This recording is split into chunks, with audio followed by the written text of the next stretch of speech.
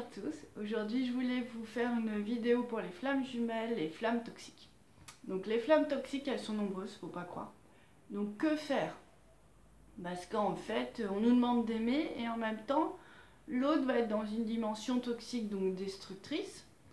Et on se dit mais comment je dois agir? Parce que est-ce que je me laisse entraîner sur son chemin? Donc est-ce que je me laisse détruire par cette relation ou pas? Est-ce que si je renonce à cette relation, je renonce à la flamme jumelle? Donc qu'est-ce qui se passe?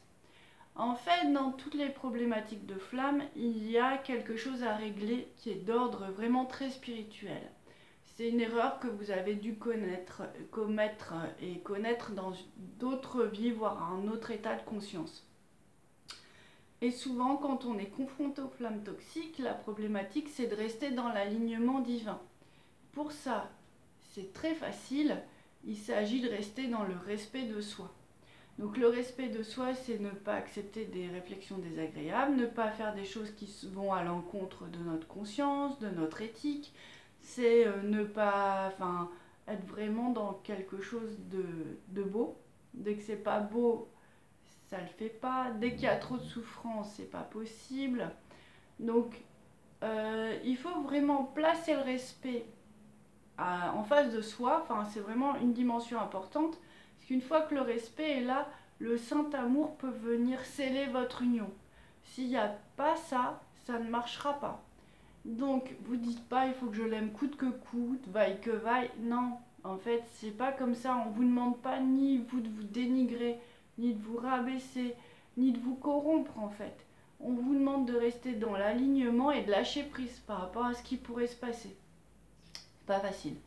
Mais si vous allez dans des chemins qui sont pas très positifs, on va dire, de toute façon, vous allez basculer du côté de la flamme toxique. Et là, vous allez vous abîmer, vous pouvez être sûr que ça va pas aboutir sur quelque chose de joli en fait. Et vous risquez même de perdre tous les bénéfices de la flamme. Donc certaines flammes sont vraiment là pour nous expliquer, voilà, quel choix fais-tu? Le choix de cet homme ou le choix du Saint-Amour et d'un amour spirituel? C'est assez courant, hein, ces flammes. Donc en fait, ça concerne des gens qui vont être dans un rapport de domination. Donc on peut le retrouver ça avec une flamme pervers narcissique, une flamme raciste, une flamme qui va être aussi dans la domination sexuelle ou qui va proposer de l'échangisme. En fait, en général, la flamme éveillée sent bien que c'est vraiment à l'encontre de toutes ses valeurs. Elle est un peu déboussolée parce qu'il y a un vrai amour et en même temps, il y a une éthique impossible à suivre, quoi. En fait, elle comprend même pas qu'on lui propose ça. Donc et on voit pas d'issue. En fait, la flamme, c'est de toute façon une sorte de... On essaie de créer l'unité entre notre âme et notre personnalité. Donc l'amour que vous vivez pour cette personne, il est plus sur le plan de l'âme si le couple n'est pas formé. Donc en fait, il est dans des hautes sphères. Donc il faut qu'il descende, s'il peut descendre. Donc le but là, c'est vraiment de dissocier les choses, d'avoir cette conscience-là. Je crois que c'est vraiment une leçon vraiment importante à apprendre. C'est que j'aime son âme, j'espère que son âme va s'incarner dans sa personnalité, mais au final, cette personnalité-là, je ne pourrais pas l'accepter, ça va être trop compliqué. Donc, vous devez rester vraiment dans un axe très spirituel, dans l'union au divin, vraiment être dans un vrai éthique. Et en fait, c'est en étant dans cette posture-là que lui a une chance de se rééquilibrer, ou pas. Parce que d'après ce que j'ai pu voir sur les flammes toxiques, il y a des contrats d'âmes qui sont passés avant pour être flammes toxiques, mais pour que ça s'incarne. Donc il y a une grande purification qui se fait au niveau de tout ce qui est céleste. Et c'est très beau, mais c'est très fatigant. C'est cette phase où on est vraiment, on sent que c'est lourd, on sent que c'est fatigant. On ne se reconnaît pas toujours, on a l'impression d'être dans une machine à laver, là, émotionnelle, de tous les sens. Enfin voilà, c'est compliqué. Donc en fait, là, une fois que vous avez passé ce cap, c'est un peu plus léger. Mais là, il y a le cap du libre arbitre. C'est-à-dire que, est-ce que votre flamme, elle, va accepter de comprendre qu'elle doit vraiment s'aligner sur le Saint-Amour, ou pas. Dans des cas où c'est des flammes perclunes magie noire, est-ce qu'elle va accepter d'aller se faire libérer de toutes les manières qui soient, enfin des manières saines en fait, et de reconnaître qu'effectivement il peut y avoir des forces ténébreuses qui font obstacle à la lumière divine. Chez les pervers narcissiques, c'est plus compliqué, mais parfois c'est des emprises familiales qu'on peut quand même libérer. Enfin, le but est vraiment de ne pas vous faire trop mal dans la flamme en fait. Donc, restez alignés. Il y a un moment où vous allez acquérir une maturité émotionnelle et voire peut-être spirituelle. Vous allez aimer l'autre, de toute façon ça vous ne pouvez pas vous en empêcher. Donc vous allez l'aimer, mais sans plus aucune attente, et puis vous allez peut-être aimer encore plus le caractère sacré, et l'amour divin va naître en vous. À ce moment-là, vous serez tranquille.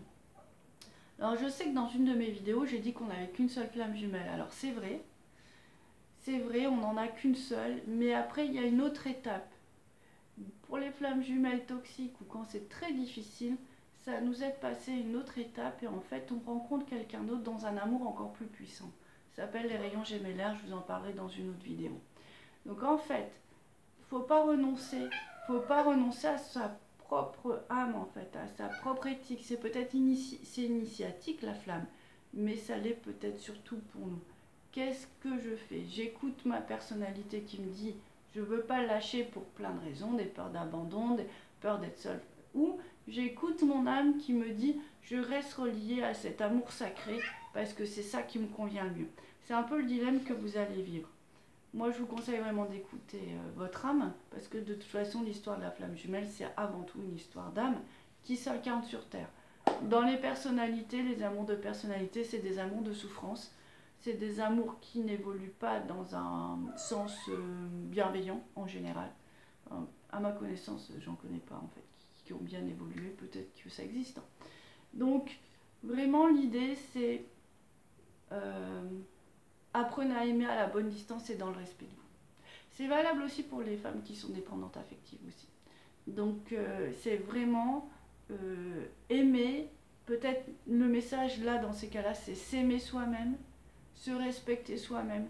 La notion de respect est vraiment centrale sur ces problématiques de flammes toxiques. Donc c'est très intéressant de dépasser l'obstacle.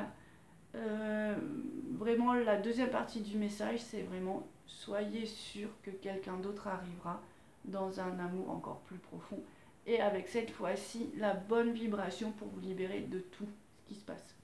Donc j'espère que ça va vous aider, parce que je sais que c'est une grande souffrance, c'est compliqué, mais je vous dis pas de lâcher prise, hein. Je vous dis simplement ayez confiance en fait. Enfin si, je vous dis de lâcher prise, mais je vous dis pas d'abandonner, je vous dis juste ayez confiance. C'est la flamme, c'est le Saint-Amour, le Saint-Amour c'est l'amour divin, et en fait le divin et Dieu ne veut qu'une chose, c'est qu'on incarne cet amour sur terre de toutes les manières, mais pour cela il faut avoir la bonne maturité spirituelle et s'en montrer digne, parce que sinon cet amour là il est complètement détruit, il n'existe plus, il s'éteint, il se bouscule, donc ça sert à rien, et on ne vous le donnera pas tant que vous ne serez pas potentiellement mûr et garant de le faire vivre et de le faire vraiment grandir sur le plan terrestre. Donc voilà, j'espère que ça vous sera très utile cette vidéo. Je connais cette souffrance, mais sachez que on peut la surmonter et qu'il y a plein de possibilités. Je vous souhaite une très très bonne journée, bon courage à vous dans vos vies de flammes, et surtout, dès que c'est trop compliqué, remettez-vous-en au divin pour vraiment alléger le poids de cette incarnation et de ce parcours initiatique. À très bientôt. Au revoir.